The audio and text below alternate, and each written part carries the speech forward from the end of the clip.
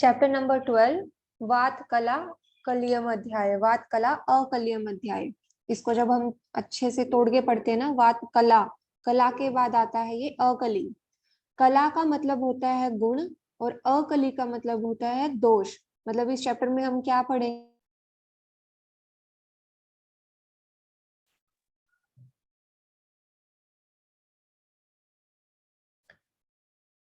वात कला कलियम अध्याय पढ़ रहे हैं हम। इसमें क्या है? इसमें वात की कला और अकली। कला होता है गुण और अकली होता है दोष। वात की गुण और दोष के बारे में हम पढ़ते हैं चैप्टर नंबर 12 वात कला अकलियम अध्याय। सबसे ऊपर लिखना है, इस चैप्टर में 8 क्वेश्चन पूछे जाते हैं। अच्छा ये बताओ मनीषा, सूत्र स्थान में कहाँ कहाँ संभाषा परिषद हुई है? डॉक्टर साहब 1, 12, 25, 26। 1, 12, 25, 26। तो ये चैप्टर नंबर 12 में संभाषा हुई है। और इसमें कितने क्वेश्चन पूछे गए हैं? टोटल 8 क्वेश्चन पूछे गए हैं। और टोटल आचार्य कितने आते हैं?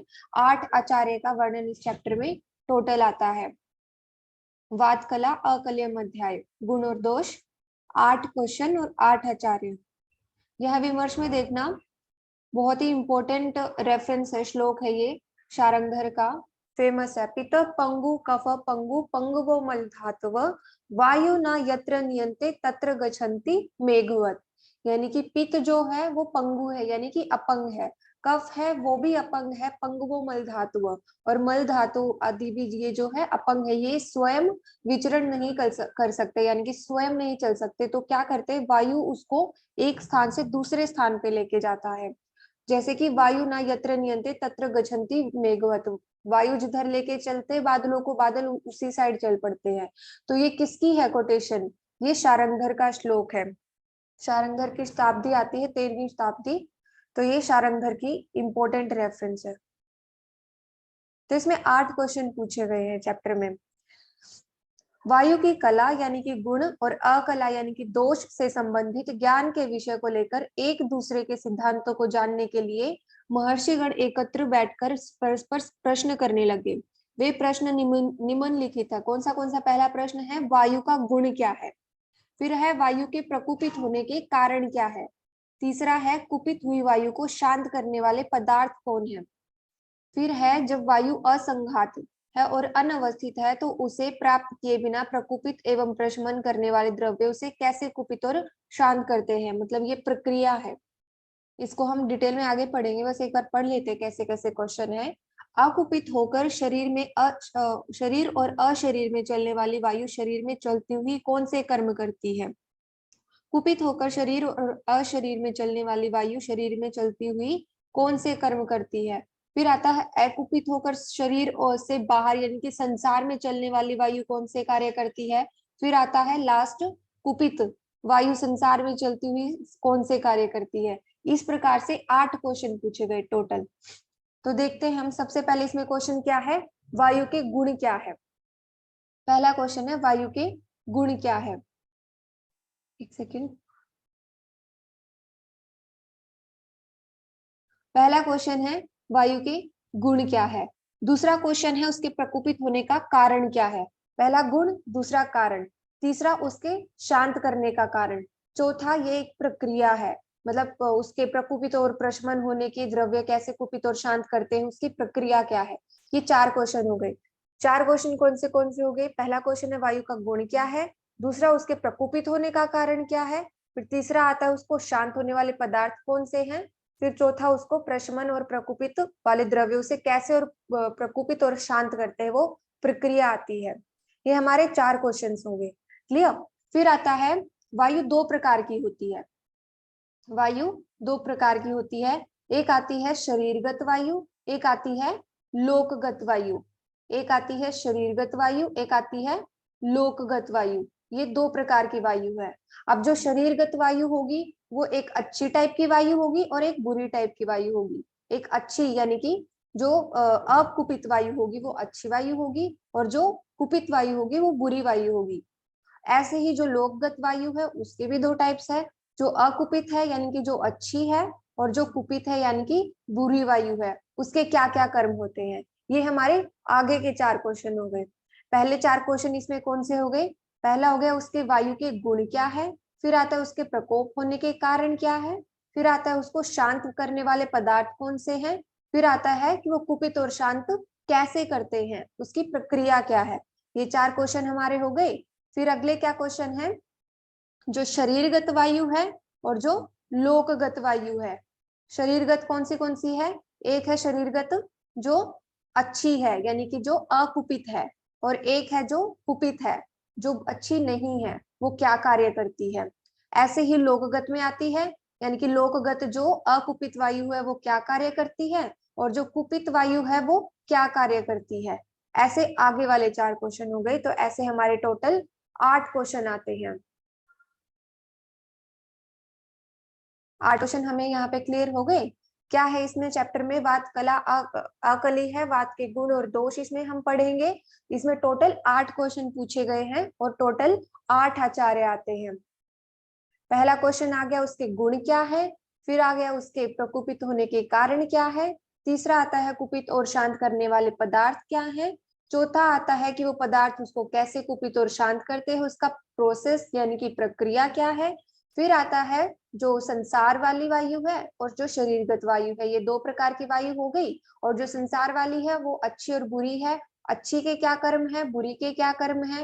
वैसे ही जो शरीरगत वायु है वो अकुपित यानी कि जो अच्छी है उसके क्या कर्म है, और कुपित यानी कि जो बुरे हैं उसके क्या कर्म है।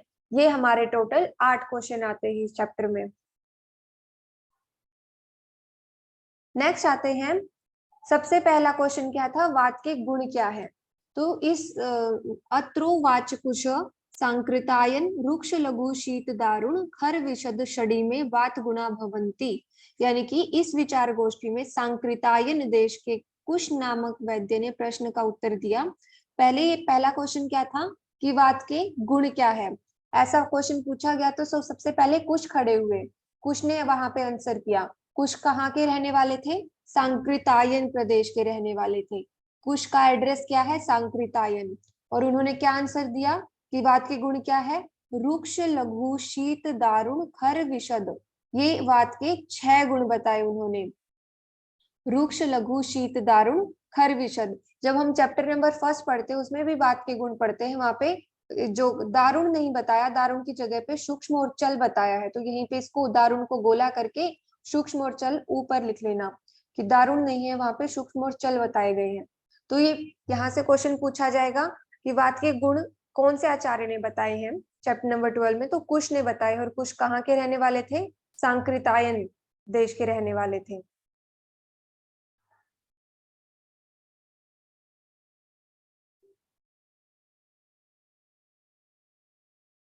नेक्स्ट आता है वात के प्रकोप होने के कारण क्या है। ये हमारा दूसरा क्वेश्चन था कि उसके प्रकोप होने के कारण क्या है। इसको देखते हैं कि इस प्रकार कुश नामक वैद्य से प्रथम प्रश्न का उत्तर सुनकर उसे स्वीकार कर दूसरे प्रश्न का उत्तर दिया, उसके क्या है, प्रकोप होने के कारण का आंसर किसने किया, कुमार शिरा भारद्वाज ने इसका आंसर किया कि प्रकोप होने के कारण क्या है। इसका कारण उन्होंने बताया कि समान गुणाभ्यासो ही धातुनाम वृद्धि कारणमिति, यानी कि समान गुणों का अभ्यास करना धातुओं की वृद्धि का कारण होता है। यानी कि अगर ये वात के जो जो गुण हैं, इन्हीं गुणों के अनुसार अगर सेवन किया जाएगा, इन्हीं गुणों का सेवन किया जाएगा तो वात का प्रकोप हो जाएगा। तो उसके प्रकोप होने के कारण क्या है, समान गुणाभ्यासो ही धातु नाम वृद्धि कारणमिति। अगर ये रेफरेंस देके पूछा जाए कि समान गुणाभ्यासों की धातु नाम वृद्धि कारणमिति, ये किसने बोली है, कुमार शिरा भारद्वाज ने बोली है। और ये वात को प्रकोप करने के कारण बताए हैं कि वात को प्रकोप होने का कारण।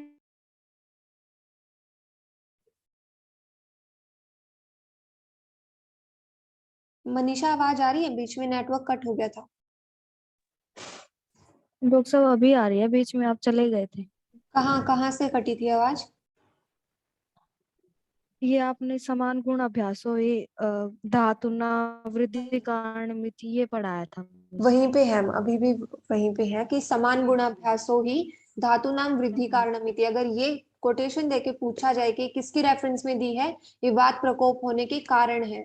यानी कि यदि समान गुणों का अभ्यास किया जाएगा तो वो धातुओं की वृद्धि का कारण होता है। इसको हम कैसे याद करेंगे, जो कुमार शिरा भारद्वाज उन्होंने कौन सा दिया था, वात प्रकोप के कारण। का आंसर किया था उन्होंने कि वात प्रकोप के कारण क्या है। तो इसको ऐसे याद करते हैं, कुमार सिरा भारद्वाज। सिरा इसमें यूज होती है ना टर्म सिरा, तो ऐसे जो दोष होते हैं वो सिरा और धमनियों में जाके स्थित होते हैं, तो जो सिरा में प्रकोप होते हैं ऐसे याद कर लेंगे हम, सिरा में प्रकोप, यानी कि जो प्रकोप वाला आंसर है वो कुमार सिरा भारद्वाज ने दिया था। कुमार सिरा भारद्वाज ने कौन सा आंसर किया था, प्रकोप वाला, कि वात के प्रकोप में कारण क्या होते हैं, कौन कारण है। इसका आंसर है समान गुणाभ्यासो ही धातुनाम वृद्धि कारणम, क्योंकि समान गुणों का अभ्यास करना ही धातुओं की वृद्धि का कारण होता है।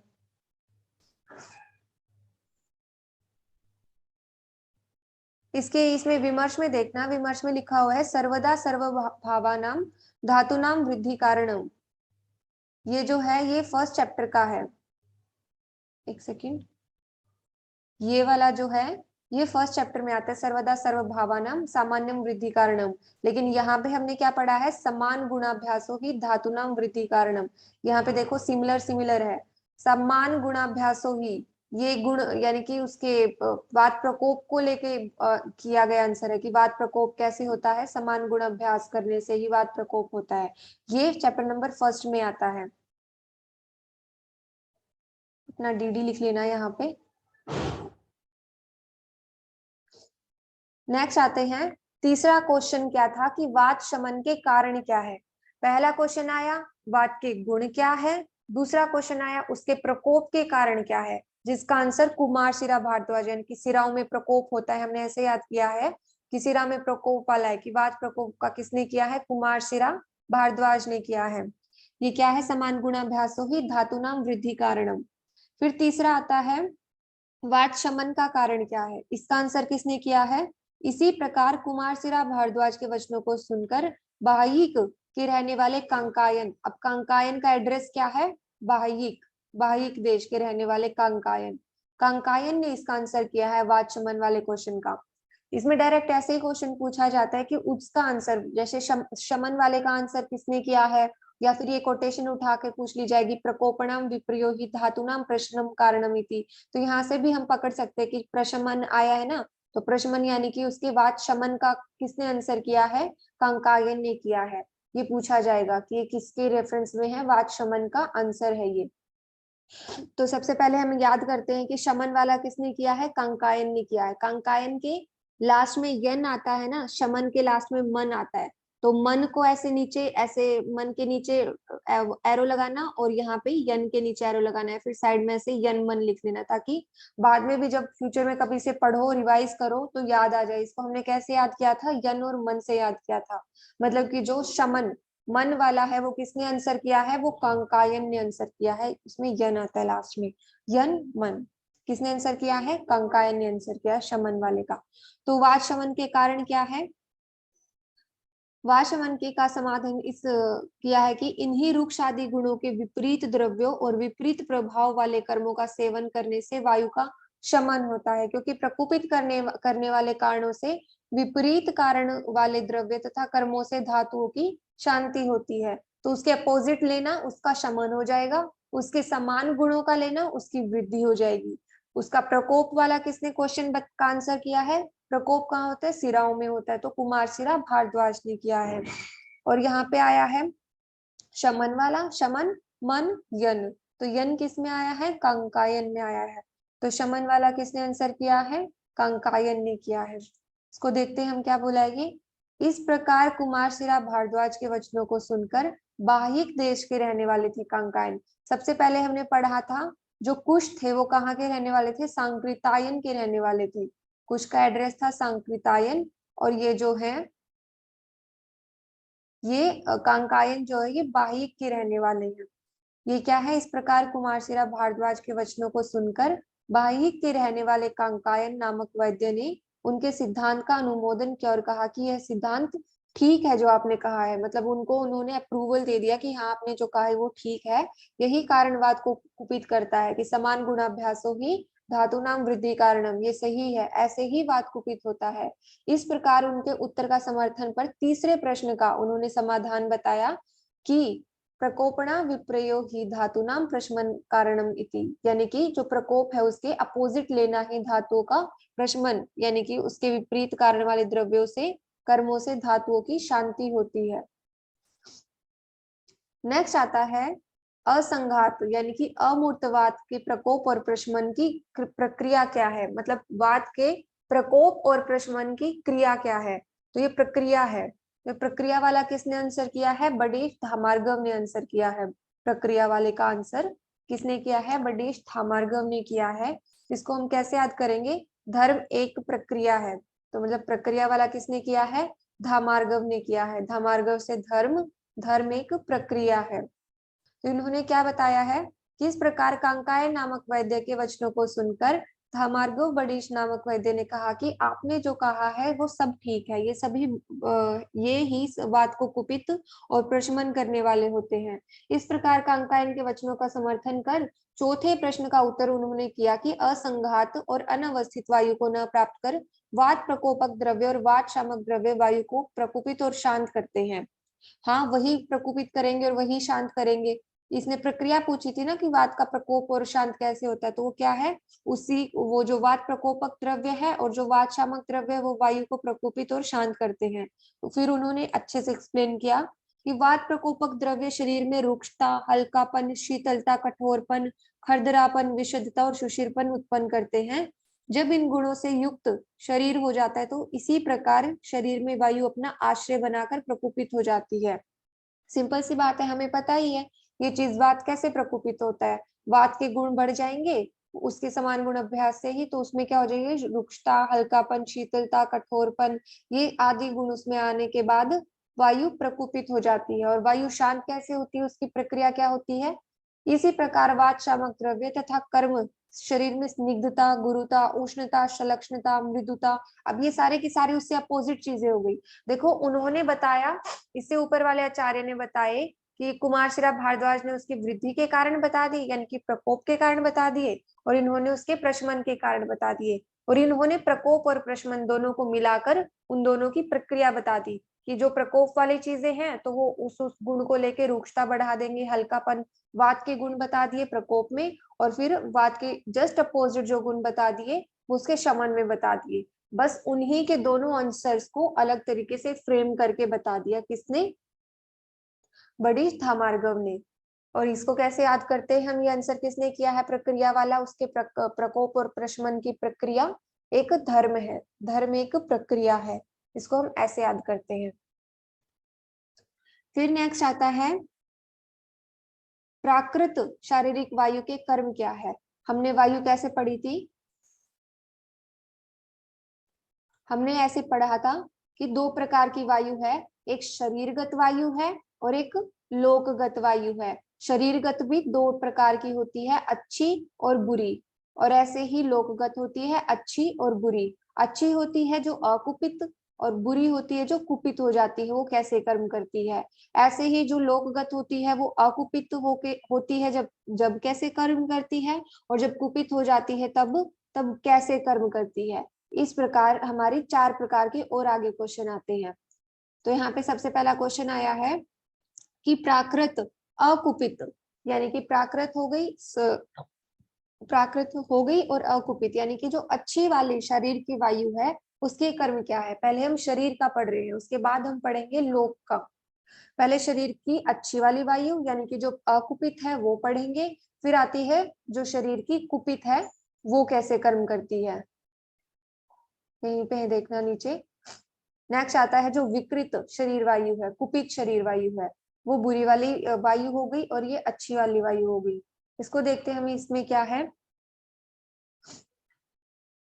फर्स्ट ईयर में हमारा ये बड़ा सा श्लोक आता है, फिजियो में आता है, वायु तंत्र यंत्र धर प्राण उदान। तो ये सारे के सारे वात के कर्म होते हैं, ये शरीरगत वात के कर्म होते हैं, प्राकृत वात के कर्म होते हैं। उसको देखते हैं, सबसे पहले देखते हैं इसमें आंसर किसने किया है। ये आंसर किया है वायुर्विद राजऋषि ने।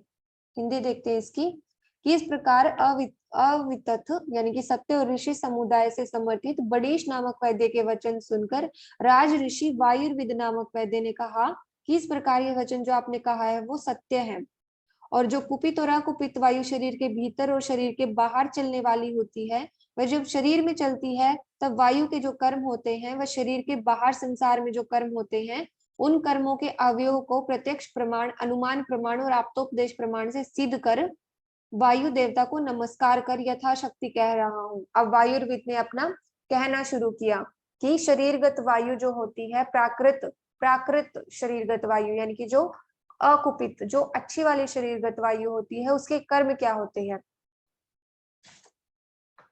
सबसे पहला आता है वायु यंत्र तंत्रधर, यानी कि जो ये वायु होती है वो तंत्र, तंत्र होता है शरीर और यंत्र होता है शरीर के अवयव। तंत्र होता है शरीर और यंत्र होते हैं शरीर के अवयव, यानी कि वायु जो होती है वो तंत्र और यंत्र, शरीर और शरीर के अवयव का धारण करती है। नेक्स्ट आता है प्राणो उदान समान व्याना पानात्मा, यानी कि प्राण उदान समान, व्यान और अपान इन सब की आत्मा है। नेक्स्ट आता है प्रवर्तक चेष्टा, चेष्टा नाम उच्च वचानाम, यानी कि वह जो शारीरिक वायु है वो सभी उच्चवाच यानी कि विविध अनेक चेष्टाओं का प्रवर्तक है। यानी कि वायु क्या है, वो शारीरिक वायु क्या है, वो अनेक चेष्टाओं की प्रवर्तक है। नेक्स्ट आती है नियंता प्रणेता च मनस, यानी कि ये क्या करती है, वायु ही मन का नियंत्रण और प्रणयन करती है। वायु ही मन का नियंत्रण और प्रणयन करती है। नेक्स्ट आती, यहाँ से क्वेश्चन कैसे पूछा जाएगा, यहाँ से क्वेश्चन ऐसे आता है, इनमें से कोई भी उठा के दे दिया जाएगा, जैसे कि नियंता प्रणेता च मनस, ये किस प्रकार की वायु का कर्म है। हमें पता है ये वात का कर्म है, बहुत आसानी से लग जाएगा आंसर कि ये वात का कर्म है, लेकिन कौन सी वात का कर्म है, शरीरगत है। ऑप्शन में मिलेगा, देखना कैसे ऑप्शन आएंगे, शरीरगत अविकृत यानी कि अकुपित, शरीरगत कुपित, लोकगत अकुपित और लोकगत कुपित। जब हम लोकगत वायु भी पढ़ लेते हैं ना, तब थोड़ी सी कंफ्यूजन होती है कि ये कौन सी है, अच्छी वाली है, बुरी वाली है, या फिर लोकगत है या फिर शरीरगत है। तो देखना हर किसी से पता चल रहा है, वायु यंत्र तंत्रधर है, मतलब शरीर और शरीर के अवयव को धारण करती है। प्राण उदानी कहाँ होते हैं, शरीर में होते हैं। प्रवर्तक चेष्टा, चेष्टा कहाँ होती है, शरीर में होती है। लोक में चेष्टा नहीं होती है ना, शरीर में चेष्टा होती है, मतलब ये भी शरीरगत है। पहले ये देखो कि ये कौन सा है, शरीर वाला है या फिर लोक वाला है। मैं यहीं से बता रही हूँ, जब हम लोक वाला पढ़ेंगे ना तब कंफ्यूजन होगी, अभी कंफ्यूजन नहीं होगी क्योंकि हमने पढ़ा ही एक है अभी। तो मैं अभी से बता रही हूँ कि ये पहले हम ये नोटिस करेंगे ये शरीरगत है कि नहीं है। तो हर किसी में बता रहा है सेंटेंस ही, नियंता प्रणेता च मनसा, मन कहाँ होता है, शरीर में होता है। तो सबसे पहले हमें वो सेंटेंस देख के ये देखना है कि वो शरीरगत है या लोकगत है। तो सारे के सारे शरीरगत ही है हमारे सामने। और उसके बाद देखना है शरीरगत में ये अच्छी वाली है या फिर बुरी वाली है, वो भी हम देख लेंगे। जब जब कुपित वाले वायु के कर्म आएंगे ना, तब वो पता चल जाता है उसको पढ़ के कि वो कुपित के हैं या फिर अकुपित के हैं। तो हम जो पढ़ रहे हैं ये अकुपित के यानी कि अच्छी वाली वायु के कर्म पढ़ रहे हैं।